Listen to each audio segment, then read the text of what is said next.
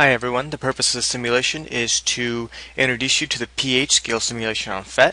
And here I am on the CANLEAD page, and as usual if you click on the direct link to the simulation it's going to take you to this page here.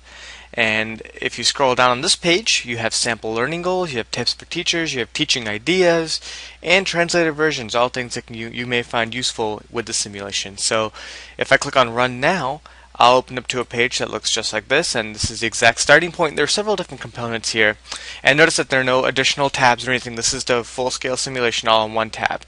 And so what I want to point out is that you have water components, you have the pH scale, and then you have your solution. And so in your water components, you have concentration or number of moles. You can use either or, and concentration is better if you're going to use only 1 liter of solution. Moles might be better if you're going to dilute your solution a little more or evaporate it, either one or the other.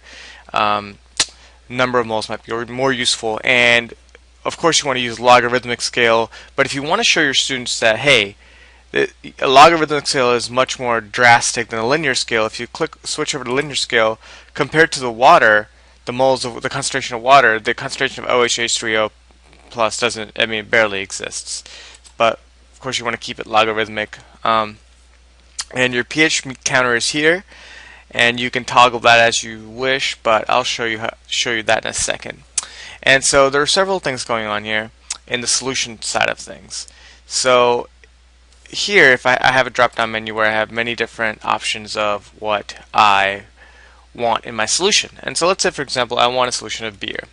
It's kind of cute. It gives you the hue or the color of the beer, and it gives you the pH with the pH probe here. Now, there are several things I can do. I can add more beer using the left-hand tab, and now I'm just going to add more beer, add a pH of 4.50. I can dump out solution, so I'm using this toggle here, and so I'm just going to dump it down to approximately 1. And what you want to pay attention to is the pH and then the concentration of the water components. So let's say, for example, I add a little bit of water. The water has a neutral pH of 7.0. What happens when I add more water? Well, the pH goes down to 4.57, or increases to 4.57, and then you want to point out what happens to H3O plus OH minus concentrations. And so I'm going to dump this out back again. I'm going to add more water, and again, the pH will increase. What happens to H3O plus OH minus concentrations? What's the correlation there between pH and H3O and OH minus? These are all things that you want your students to pay attention to. So let's say, for example, I have hand soap. And with hand soap, I have a pH of 10. Now if I add water, my pH is going to decrease. Why did that happen? In the first case, it increased. In this case, it decreased. What's going on? What's going on with the concentrations?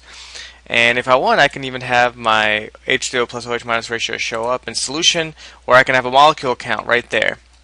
But of course, I find that the graph is an easier read than actual numbers in logarithmic form. So let's say I want my own custom solution. I'm going to reset everything, and yes, I'm going to reset all settings, and I have milk there. But in fact, I want to make my own custom liquid. So here we go. I start with a solution of 7.0, and I want it to have a pH of 10.83. Now when I do that, look at what happens to H3O plus OH minus scales as I mess with this. And so if you actually want to start with a custom liquid to get the correlation between hydronium ion and hydroxide ion, that might be a good way to go about doing this. But again, there are many different things that you can do here, and they're going to be represented in graphical form and numerical form, and it's a nice beginner's activity to address the effect of adding water or adding a certain concentrated solution to a solution that already exists, and how the H3O plus correlates with the OH minus in this solution. So I hope you get a chance to use this.